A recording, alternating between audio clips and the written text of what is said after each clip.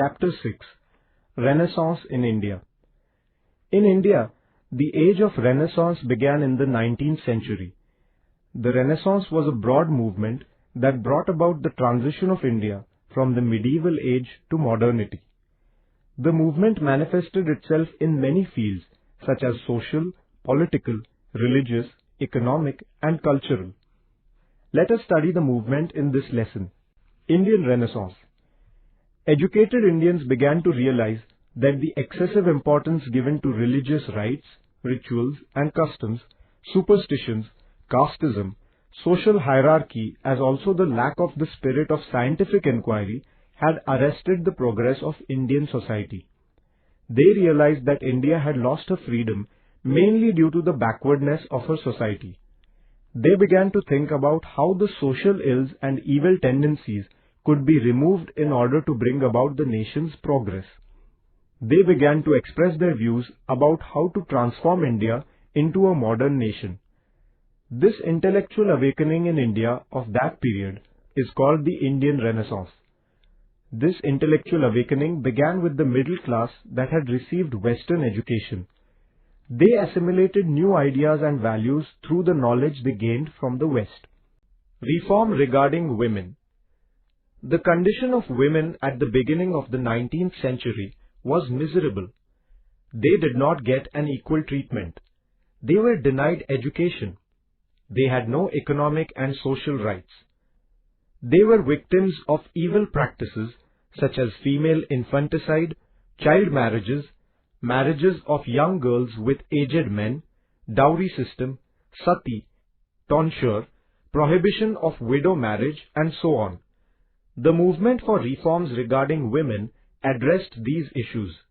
The agitation against the abominable practice of sati, launched by Raja Ram Mohan Roy, led to the passing of the Act banning the practice of sati. Gopal Hari Deshmukh, Lok Hitavadi, severely criticized the evil customs related to women in the Hindu social system. He upheld the equality of men and women, saying that God had created men and women alike, and therefore their rights too are equal. The first school for girls was started by Mahatma Jyotirao Phule in Pune in 1848. His wife Savitribai Phule taught in the school despite strong opposition from the society. Jagannath Shankar Sheth, Ishwar Chandra Vidyasagar, Pandita Ramabai and other social reformers greatly contributed to the cause of women's education. Mahatma Phule started an orphanage in his own residence. He organized a strike of Nabhiks with a view to putting an end to the practice of tonsure. Mahatma Phule's efforts were not limited to only resolving social issues connected with women.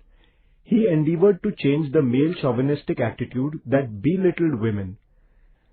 Stri Purush Tulana, 1882, written by Tarabai Shinde, was a fruit born out of his endeavors.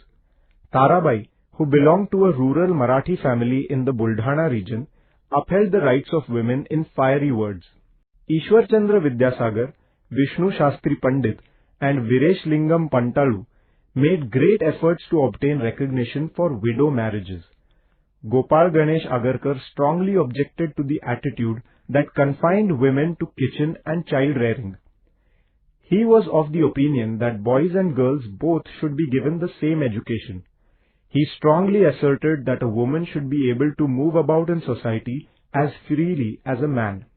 Maharshi Dhondo Keshav Karve founded a widow's home or Anath Balikashram for the education of widowed girls. His efforts resulted in the establishment of the first women's university in the 20th century. Maharshi Vitthal Ramji Shinde launched a reform movement for women among the larger sections of society. He organized a conference at Mumbai against the practice of Devadasi. In the south, Periyar Ramaswamy Naikar strongly opposed this practice of Devadasi. He condemned the expensive marriage system that reduced women to a secondary position. Dr. Babasaheb Ambedkar, through his articles, exposed the injustice inflicted on women in the male-dominated society. Many women began to join his movement. This movement took women's reforms to the lowest sections of society. The women's reform movement resulted in putting an end to many unjust practices. The idea that women should be treated as equals began to take root. Women began to prove their abilities in many different fields of life. Movement for the abolition of caste discrimination. The caste system was prevalent in Indian society. It was based on inequality, exploitation, and injustice.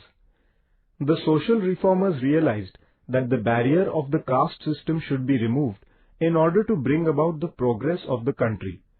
Reformers such as Lokhitawadi, Mahatma Phule, Gopal Ganesh Agarkar, Swami Dayanand Saraswati, Narayan Guru, and Vireshilingam Pantalu strongly condemned the evils of the caste system. Mahatma Phule opened the schools for the Dalits. Through his writings, he tried to awaken the Dalits. He was of the view that the right to education should not be limited only to upper-class males, but should also be made available to the downtrodden classes and women. He founded the Satyashodhak Samaj. Through his movement, he endeavored to inculcate the values of social equality and justice. In Kerala, Narayan Guru organized the reform movement for the removal of social inequality. He gave importance to intercaste marriages with a view to abolishing caste discrimination. Later, we shall study the Dalit movement separately. Religious reform movements. Certain institutions established in India during this period gave momentum to social and religious reforms. Raja Ram Mohan Roy founded the Brahmo Samaj in Bengal. The followers of Brahmo Samaj believed that there is only one God. Dadoba Pandurang Tarkhadkar founded the Paramahamsa Sabha. An important feature of this society was opposition to the caste system. Atmaram Pandurang Tarkhadkar founded the Prarthana Samaj in Mumbai. Justice M. G. Ranade, Dr. R. G. Bhandarkar, and Justice K. T. Telang were the leaders of the Prarthana Samaj. This society based its tenets on the teachings of the Warkari movement. This society advocated prayers and devotional songs in place of rituals for worshipping God. Swami Dayanand Saraswati founded the Arya Samaj in Mumbai. Swami Vivekanand founded the Ramakrishna Mission. He taught that service to humanity is the true religion. All these institutions criticized superstitions, the caste system, and other ills prevalent in the society. They asked people to have faith in their own conscience and not have blind faith in scriptures. The Ramakrishna Mission, the Arya Samaj, and the Theosophical Society explained the greatness of Indian culture to the world. The Singh Sabha was founded at Amritsar for religious reforms among the Sikhs. It worked for the spread of education and for bringing about modernization in the Sikh society. Later, the Akali movement continued the reformist tradition in the Sikh society. Social reforms in the Muslim society were initiated by Abdul Latif. He founded the Mohammedan Literary Society in Bengal. Sir Syed Ahmad Khan established the Mohammedan Anglo-Oriental College. Later, this institution came to be converted into the Aligarh Muslim University. He opposed the ignorance, superstitions, and evil customs prevalent in the Muslim society. He firmly believed that the Muslim society would not progress without the acquisition of Western education and science. Renaissance in other fields. During the Renaissance, along with the reform movements, the progress made in the fields of literature, arts, and science was also remarkable. Gurudev Rabindranath Tagore and C.V. Raman were the recipients of the Nobel Prize in Literature and Science respectively. All these advancements went into the shaping of modern India. During this period, many changes took place in the fields of literature and arts. Novel, a new form of literature, emerged. The life of ordinary men and women came to be depicted in literature. Thought-provoking essays were written.